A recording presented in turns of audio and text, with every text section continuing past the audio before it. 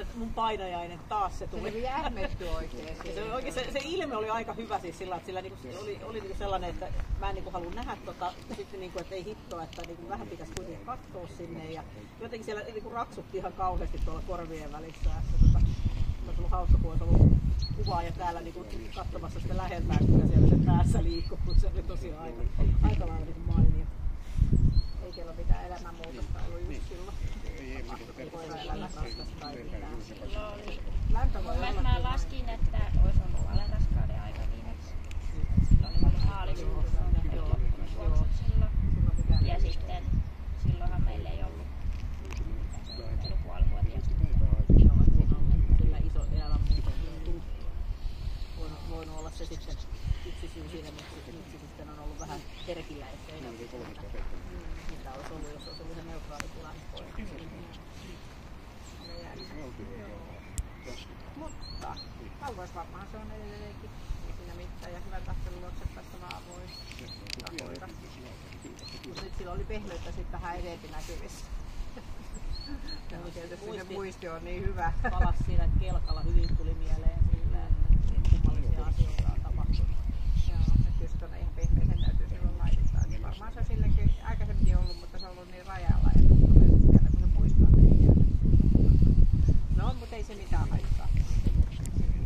Temperamentilta erittäin vilkashan kaveri on. Tämä kyllä se kaikki näkyy huomaa sitä. Vähän ehkä turhaa kylläkin. No, hermot plus yksi hermottuneen pyrkimyksiä. Vähän näkee sitten kuorma siellä kasvaa. Pystyy vielä toimimaan ihan hyvin. Ja taistelun haluu, niin kyllä nyt kakkosen asti yritti tänään. Se oli ehkä enemmän oma itsensä sitten niiltä osin, koska se selkeästi nauttii ja se oikein tekee niitä tapporavistuksia, mikä se aina tietää, että silloin se tosissaan tykkää siitä, kun se saa ottaa hengiltä noita leluja. Puolustushalu, miten teillä oma halu puolustaa? No sinne se ei hirveästi nouse vastaan.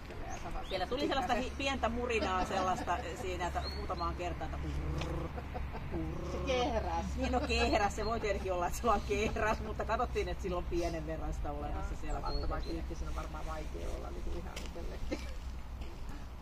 Terävyys, eli miten sitten saada aggressio esiin, niin eipä saada. Ei, ehkä siinä ei ole ollenkaan, koska tämä meidän testin mukaan se on koira, joka ei sitä lainkaan terävyyttä. Koska seinällä katsotaan se. Sitten on tuo toimintakyky, siinä kelkka ja pimeä huone on ne erikoiskokeet ja toki koko ratahan pitää katsoa, että miten sillä on mennyt. Kyllä tuohon plus 1B päästään kohtuullisen pieneen. Sen pystytään toimimaan. No joko laskit pisteen? Mitä? No, hirveästi tuli plussia ja vähän otetaan miinusta. Miinukset tulee tuosta pehmeydestä, ei mistään muusta. Niin 116 jää kuitenkin kotiin. Se on suoritettu kunnialla suoritettu testiä.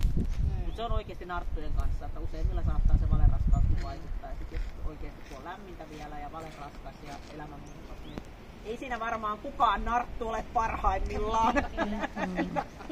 Että voi olla vähän vähissä hänelläkin ollut yöunet ja silleen, että joutuu vähän vahtimaan sitä muuttunutta raumakokoonpanoa.